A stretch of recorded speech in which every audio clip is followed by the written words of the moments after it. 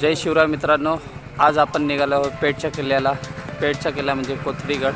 आपण कोथळीगडकडे जाणार आहोत. कर्जत मार्गे जायचे आपल्याला, आपण त्या मार्गे जाणार आहोत. तर आता मी चाय पिण्यासाठी थांबलेलो आहे एका ढाब्यावर. रायगड जिल्ह्यातील कर्जतजवळ असलेला कोथळीगड, तसेच त्याला पेठचा किल्ला असेही संबोधले जाते. हा एक ऐतिहासिक आणि वैशिष्ट्यपूर्ण गिरिदुर्ग आहे. या किल्ल्याची उंची 472 मीटर आहे. छत्रपती शिवाजी महाराज यांच्या काळामध्ये या किल्ल्याचा वापर शस्त्रास्त्रे साठवण्यासाठी आणि दळणवळणासाठी व्हायचा. या किल्ल्यावर पायथ्याशी एक मोठी गुहा आहे. गुहेतून वर जाण्यासाठी खडकात कोरलेला जिना मार्ग आहे. तुम्ही पाहू शकता की आम्ही आता जस्ट वरती आलेलो आहे. खाली गाव आहे, तिथून चालत येता येतं, पण भरपूर त्रास होतो. तसा रस्ता आहे चालण्यायोग्य, पण आम्ही गाडी घेऊन वरती आलो. अर्ध्यावरतीपर्यंत गाडी जाते आपली. तरी आपण थोडा इथे थांबलो आहे, ती सरपटणारा रस्ता होता, त्यामुळे गाडी स्लिप व्हायची चान्स होते. तर आम्ही आता इथं चाय पिण्यासाठी थांबलेलो आहे. चाय आमची सोबत आम्ही आणतो. जरा थंडीचं वातावरण होतं, त्यामुळे महाबळेश्वर जायची गरज नाही, इथे येऊन एन्जॉय करू शकतो. तर आपला चाय पिऊन झालेला आहे, आपण जात आहोत. तर आपल्याला वरच्या वाटेने जायचं आहे चालत. तिथे थोडं मातीचा रस्ता आहे, तर आम्ही गाड्या इथे लावलेल्या आहेत आमच्या. तर आम्ही आता पुढे चालत जाणार आहोत. छत्रपती शिवाजी महाराजांनी या किल्ल्याचे महत्त्व ओळखून याला मजबूत केला. छत्रपती संभाजी महाराजांच्या काळात हा शस्त्रास्त्र साठवण्यासाठी महत्त्वाचा किल्ला होता. हा किल्ला मध्ययुगीन काळात स्थानिक प्रमुखांच्या ताब्यामध्ये होता आणि नंतर बहुमानी सुलतानांनी हा किल्ला जिंकला. त्यानंतर निजामशाही आणि पुढे तो मराठा साम्राज्याचा महत्त्वाचा किल्ला ठरला. 1817 ब्रिटिशांनी या किल्ल्यावर ताबा मिळवला. बाजीराव पेशव्यांचे सरसेनापती बापूराव यांनी परत तो किल्ला मिळवला. 13व्या शतकातील 2000 फूट उंच रणनीतिक टोळणी बुरुज आहे, जो त्याच्या अद्वितीय चिमणीसारख्या शिखरासाठी ओळखला जातो. ह्या बुरुजाचा वापर कोकण प्रदेशावर लक्ष ठेवण्यासाठी केला जायचा. किल्ल्याचे 2 स्तर आहेत. एक खालचा किल्ला म्हणजे पेठगाव आणि एक वरचा किल्ला, ज्याचा आकार शंकूच्या आकाराचा चिमणीसारखं शिखर आहे. आपण आता पोचलो आहोत पेठ गावामध्ये. समोर बघू शकता की तुम्हाला तिथे पेठगाव दिसत आहे. तिथे एक मंदिर आहे. मंदिराच्या मध्ये तोफ आहे. ती काही चोरांनी चोरण्याचा प्रयत्न केलेला, पण चोरता नाही आली आणि शेवटी ती खाली घराघर गावामध्ये पोचली. तर आपण ती पण तोफ बघणार आहोत. तर बघूया. रायगड जिल्ह्यातील कर्जतच्या ईशान्य दिशेकडे पेठगाव आहे.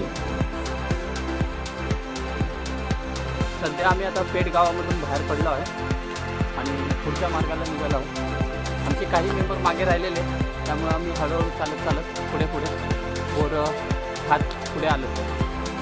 त्यामध्ये सुती पण आम्ही थोडे झाडाच्या तोडल्या आणि खात पुढे आलो. तिथे करवंद्याचे थोडे होते, कच्चे होते, तर ते पण मस्त खायला लागत होते. असा वाटेला भेटणारा रानमेवा खात पुढे आम्ही जात आहे.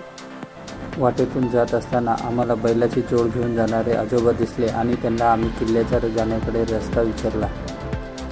जस्ट आम्ही आता कोथळीगडच्या पायथ्याशी पोचलो आहोत. तर आपल्याला समोर दिसत असेल, सध्या झाडांमुळे ते दिसत नाही आहे, पण समोर कोथळीगड आहे. तर आपण कोथळीगडच्या पायथ्याशी आहोत. बघू शकता तिथे आंब्याचं झाड आहे. तर कच्चे आंबे पडले आहेत, माकडांनी पाडलेले आहेत. ते गोळा करून जेवणासाठी मध्ये थोडा खट्टा मिठा त्यासाठी वापरत आहे. तर तुम्ही हा बघू शकता कोथळीगड, याला पेठचा किल्ला असे म्हणतात. आणि आपण आहोत कोथळीगडच्या पायथ्याशी. तर ह्या गावातून आपल्याला जायचं आहे त्या किल्ल्यावर. गावात एंट्री केल्यानंतर थोड्या अंतरावर गेल्यानंतर आपल्याला एक राईट मारायचा आहे. आणि राईट मारल्यानंतर गावावर सरळ चालत आपल्याला असं खाण्यासाठी आपल्याला हा मार्ग भेटतो.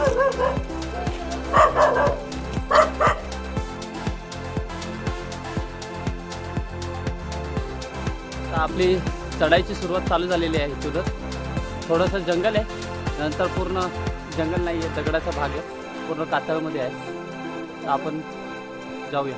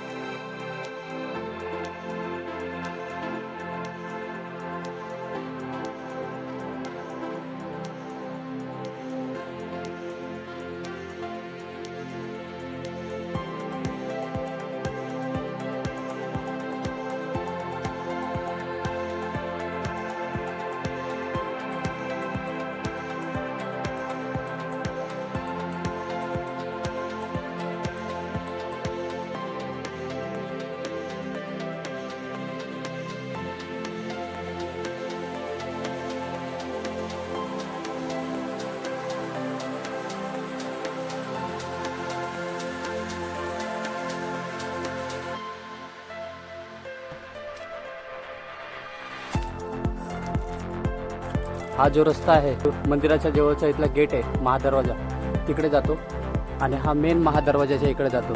तर तुम्ही तसे तिकडून फिरत तसे जाल. तिकडं पाण्याच्या टाक्या आहेत काय. तर तुम्हाला ह्या साईडने पण जायचे तर तुम्ही ह्या साईडने पण जाऊ शकता आणि ह्या साईडने येऊ शकता. आता बघू शकता तुम्ही, आपण एक महादरवाजाच्या इथं पोचलेलो आहोत. हा आहे महादरवाजा कोथळीगडचा. सध्या महादरवाजाचे फक्त दगडाचे अवशेष राहिले.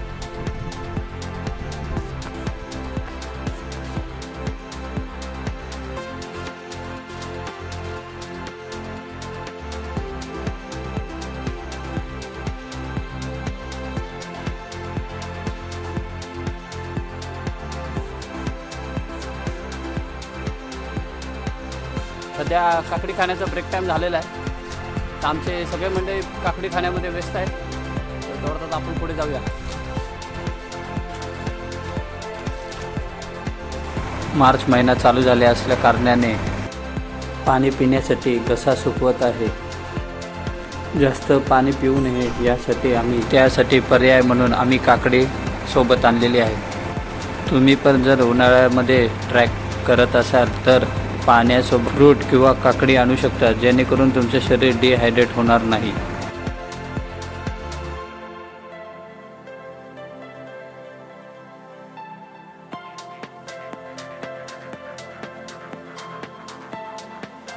तर आपण आलेलो आहे या साईडच्या रस्त्याने, पेठ साईडच्या रस्त्याने. पेठ गाव आहे त्या साईडच्या. तर इथे बघू शकता तुम्ही, हे आपल्याला थोडी चढण आहे, ही अशी टेक टाईप वरपर्यंत असं वर जायचं आपल्याला चढत. थोडा सरळ टेक असल्या कारणाने चढायला थोडा त्रास होतो. तर तुम्ही सहसा पावसाळ्यामध्ये ट्रॅक बंद करा, कारण की रिस्की आहे, पाय घसरून पडण्याची शक्यता आहे. मध्ये तुम्हाला दिसू शकते तिथे एक केव आहे. रिषभ येत आहे चालत चालत दगड्यांना पकडत पकडत. तसं तो आमचा मंकी मॅन आहे, झाडावर उड्या मारतो, पण इथं झाडं जास्ती नाही आहेत त्यामुळे त्याला उड्या मारता येत नाही. तो ती दगड्या पकडत पकडत येत आहे.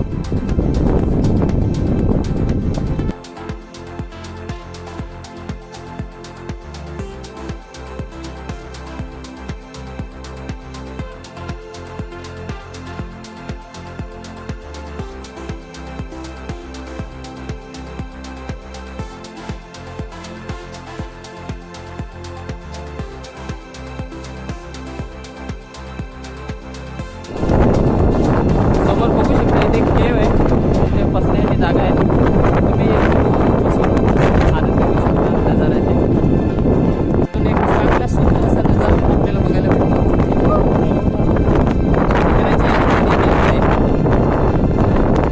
आता आपण उजव्या हाताच्या रस्त्यातून जाणार आहोत.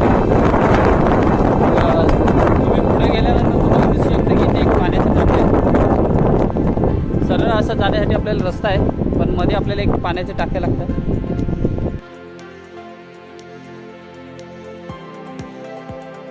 पाहू शकता इथे एक छोटीशी केव आहे.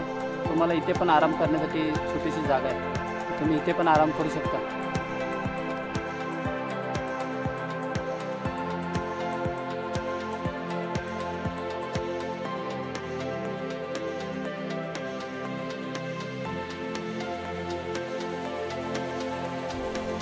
इथे पण एक पाण्याचं टाका आहे, आपण बघूया. हो का, इथे पाण्याचं टाका आहे पण सुकलेलं आहे सध्या. काही अंतर चालल्यानंतर आपल्याला अजून एक इथे पाण्याचं टाकं दिसतं, बघू शकता. थोडं पाणी खराब आहे पण ठीक आहे. त्याच्या बाजूलाच लागून 2 टाके आहेत अजून. सध्या ते आपल्याला पाण्याचे टाके दिसतात पावसामुळे साचल्यामुळे, पण हे तुम्ही बघू शकता इथे दोन्ही पाण्याचे टाके आहेत. तर त्याच्यामध्ये एक केव आहे. तर आता तुम्हाला दाखवतो मी आतमध्ये जाऊन कसं जायचं इथे.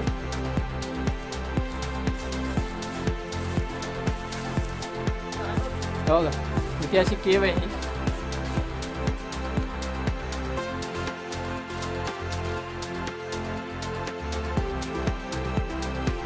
बघू शकता इथे आपण स्टेसाठी पण थोडी जागा आहे. आमचे मित्र वरती पडलेले आहे.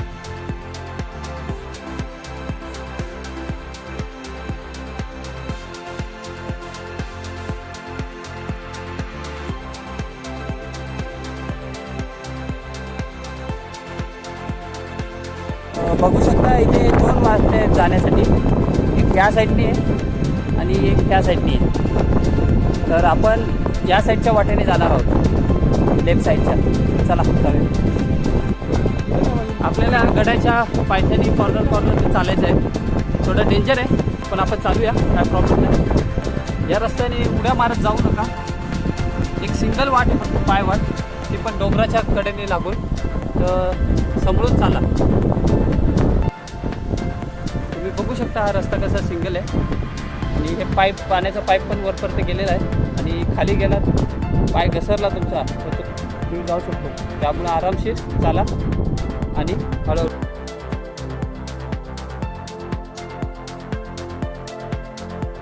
इथे आपल्याला एक पाण्याचं टाकं लागलेलं आहे.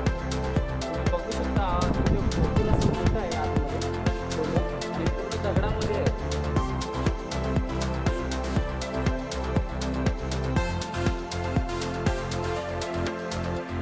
सहसा पावसाळ्यात या रस्त्याला तुम्ही निवडू नका, कारण की भरपूर डेंजर आहे.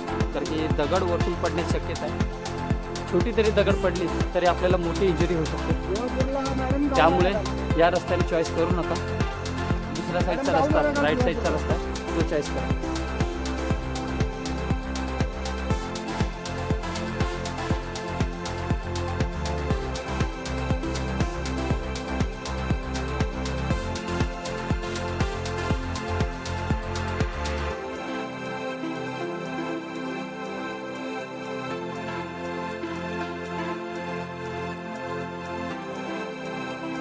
तुम्हाला इथे अजून एक पाण्याचे टाके भेटेल. असं बघायला गेलं तर इथं भरपूर असे पाण्याची टाके आहेत.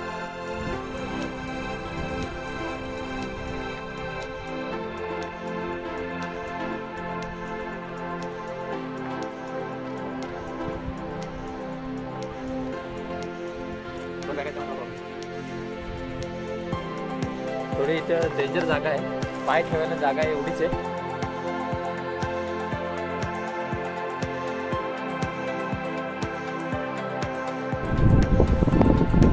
ह्या बुर्जाच्या अगोदर इथे एक पाण्याचं टाकं आहे, बघू शकता. सध्या याच्यामध्ये पाणी साठल्यामुळे आपल्याला परफेक्टली सांगता येत नाही की पाण्याचं टाकं आहे का इथे काय होतं. पण आपण पाणी साठल्यामुळे आपण याला पाण्याचं टाकं बोलतो. इथे कोठार असू शकतं किंवा चालू गळ्याचं हे असू शकतं किंवा राहण्याच्या वस्तीचं असू शकतं. आणि आता आपण बुर्जाच्या साईडला चाललो आहोत.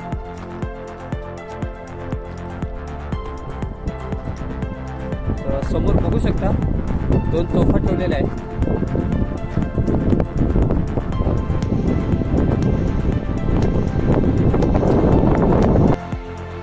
मावळ प्रांतावर लक्ष ठेवण्यासाठी हा ब्रुज वापरला जायचा, म्हणून ह्याला टहळणी ब्रुज असे म्हणले जाईल.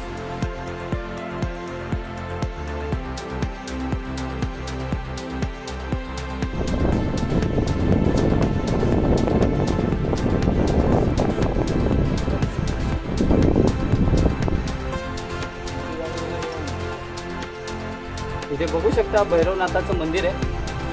सध्या लॉक असल्या कारणाने आपण आत जाऊ शकत नाही.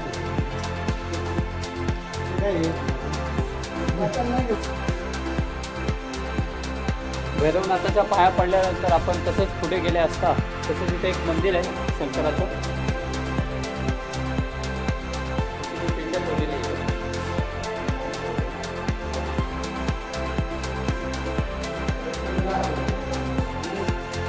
इथे पण एक राहण्यासारखी जागा टाईप आहे.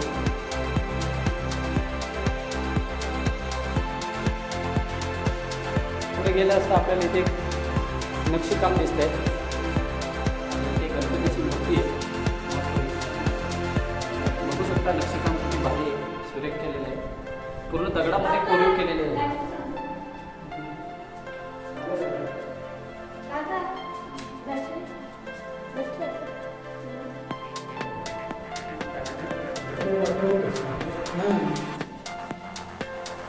बघू शकता इथे एक मस्तपैकी गुफा आहे.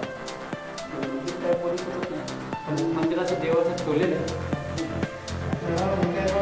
मूर्त्या दिलेल्या आहे. मंदिरच असेल पण इथे कुठल्या स्थापना तर नाही आहे.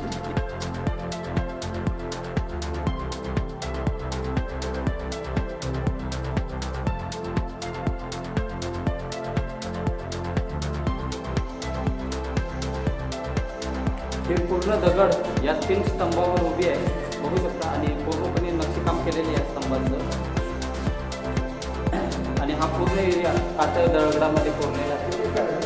पूर्ण कातळ दगड आहे. इथे तुम्ही विश्रांती पण करू शकता. मंदिराला लागूनच एक वरती जाण्यासाठी मार्ग आहे. तर आपण वरती जाऊया. बघू शकता एकदम सरळ असा रस्ता आहे हा वरती जाण्याचा. पायऱ्या आहेत ते बघू शकता. एक राहण्यासाठी जागा आहे.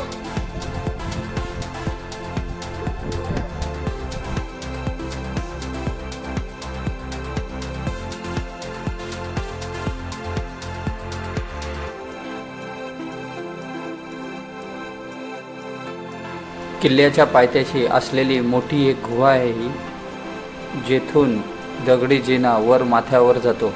याच माथ्यावर नळसाच्या आकाराचे बांधकाम आहे. किल्ल्याच्या वर जाण्यासाठी चिमणीसारखा बोगदा आहे. हा कातळ आतून पूर्णपणे कोरलेला आहे आणि त्यावरून वर जाण्यासाठी जिना तयार केलेला आहे.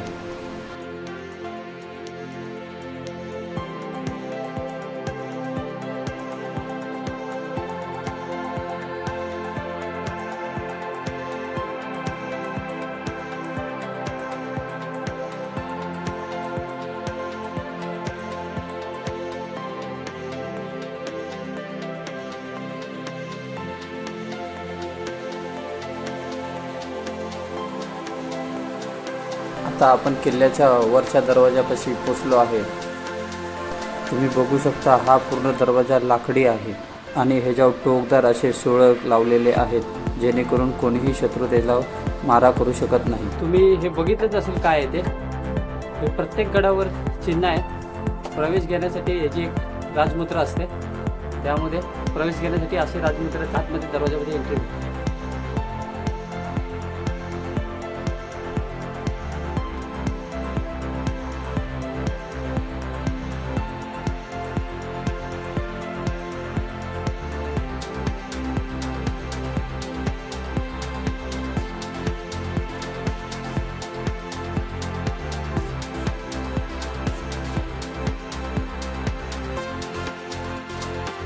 गडाच्या दरवाजाला लागून एक धान्य कोठार आहे.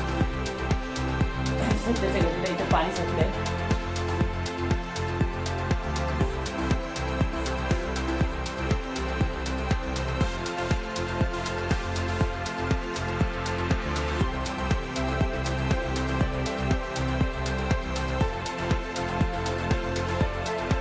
गडावरती एक पाण्याचा टाका मोठा आणि इथे काही अवशेष आहेत. बघू शकता इथे काही अवशेष आहेत.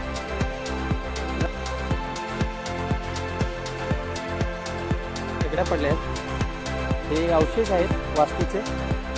ते गडावर होते ते आता फक्त दगड्या राहिलेले आहेत त्याचे.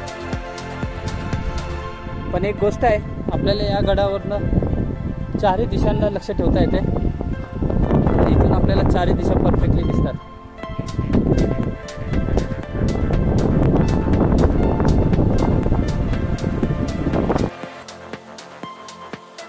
समोर बघू शकता हे मंदिर आहे आणि मंदिराच्या खालच्या बाजूला तुम्ही बघू शकता इथे एक दरवाजा आहे. हा दरवाजाला महादरवाजा बोलतात. ह्या महादरवाजाकडून आपण सरळ मंदिराच्या इकडे येण्यासाठी मार्ग ह्या महादरवाजाचे आता फक्त अवशेषच उरले आहेत.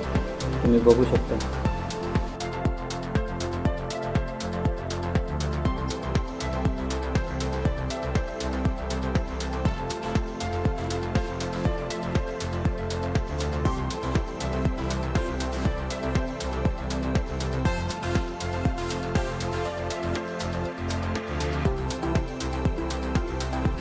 इथे बघू शकता आपल्या एक गणपतीची मूर्ती आहे. गणपती बाप्पा मोरया. आणि त्याच्याच बाजूला लागून एक पाण्याचा टाका आहे.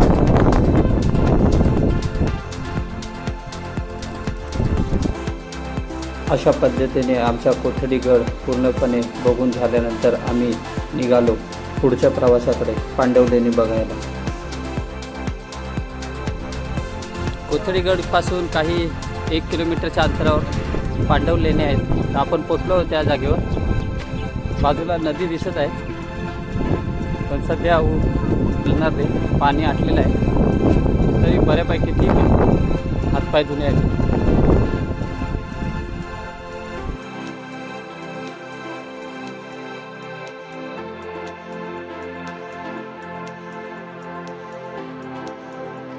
बघू शकता हे लेणे आहेत, पूर्ण कातळ दगडामध्ये आहे. पण सध्या ह्याचा गेट बंद असल्या कारणाने आपण आतमध्ये जाऊ शकत नाही. त्यांना बाहेरनंच बघायला आपल्याला भेटणार आहे.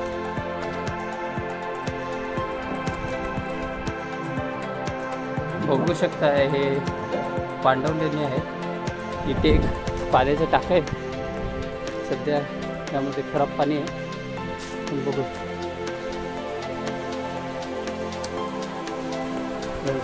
पूर्ण पाणी खराब झालेलं आहे. बघू शकतो. अशा पद्धतीने आम्ही कोथडीगडच्या राहिलेल्या जुन्या आठवणी आणि आमच्या मनात साठवून परतीचा प्रवास सुरू केला. परतीच्या प्रवासामध्ये आम्ही आमच्या छत्रपती शिवाजी महाराजांच्या आणि त्यांच्यावर असणाऱ्या मावळ्यांच्या त्यांच्या थोर आठवणी आमच्या मनामध्ये साठवून आम्ही पुढच्या प्रवासाला निघालो.